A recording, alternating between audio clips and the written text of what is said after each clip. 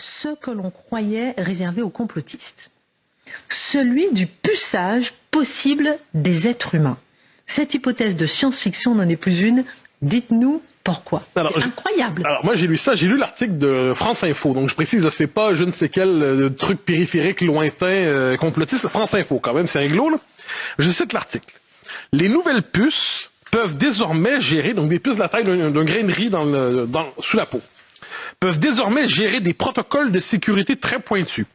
Avant, il s'agissait de simples transpondeurs, comme ceux des badges de parking. Maintenant, on leur a ajouté de l'intelligence et des fonctions de cryptage, ce qui leur permet de remplacer les cartes bancaires, les clés de voiture, les serrures connectées et même un passeport biométrique ou une carte vitale.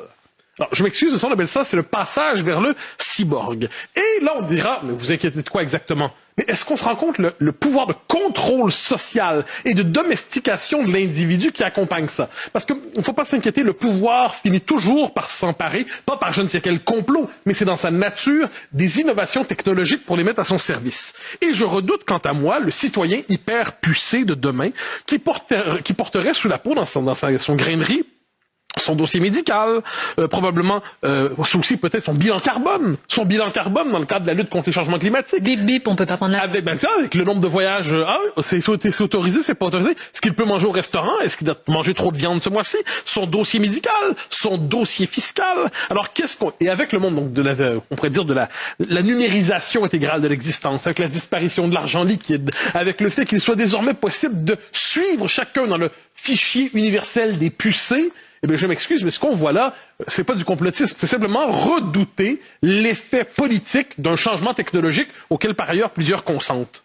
Alors, vous semblez opérer un saut assez rapide du puçage à la tyrannie, quand même, non? C'est pas... Non, je pense 4000 personnes ont déjà mis cette puce-là en Suède. Ah non, mais là, ça c'est fascinant. C'est que la disponibilité de nos contemporains, chaque fois qu'on leur offre une facilité technologique, ils sont tellement heureux de converger vers cet asservissement technologique en l'écranisation de la vie. Le fait que tout soit désormais sur ça, c'est quand même assez fascinant. Et moi, je dis, la prochaine étape de tout cela, donc c'est le consentement, en fait, au fait de devenir soi-même des cyborgs, d'une certaine manière. Donc c'est le fait que l'individu accepte désormais d'être fiché, pucé, pourquoi? Parce qu'apparemment ça va lui simplifier la vie. Donc de ce point de vue, le Big Brother bienveillant se présente à nous. Il y a quelque chose d'assez fascinant, c'est que ça, quand on s'inquiétait de cela il y a quelques mois, il y a quelques années, on se faisait traiter de complotiste, de conspirationniste de la pire espèce, probablement de type d'extrême droite. Alors moi, ce que je constate aujourd'hui, c'est que ceux qu'on a traités de complotistes, de conspirationnistes, d'extrême droite, non, vous n'êtes pas gentils les enfants, qu'est-ce qu'on voit? Ces gens-là avaient une intuition légitime quant à la nature, justement, la possibilité de contrôle social portée par ce puçage universel, qui est aujourd'hui l'activité commerciale recommandée et même trendy et un peu cool. Alors, méfions-nous quand même. Je vais regarder ce que les complotistes des prochaines années vont dire pour savoir finalement ce dont on doit s'inquiéter quelques années plus tard. The joy of connecting with your loved ones, browsing the web, or even playing games using only your thoughts. This is made possible by placing a small, cosmetically invisible implant in a part of your brain that plans movements.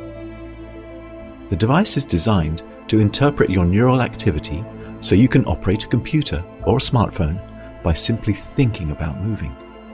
No wires or physical movement are required. By participating in the PRIME study, you'd be helping to redefine the boundaries of human capability. If you've been living with quadriplegia from a spinal cord injury or with ALS, you may qualify for the PRIME study. We'd love to share more with you and get you on board. Visit our website today to learn more and to submit your application. We'll be supporting you with a dedicated team at every step on this revolutionary journey. Your courage and contribution could significantly shape the future of interaction and independence, not just for you, but for countless others.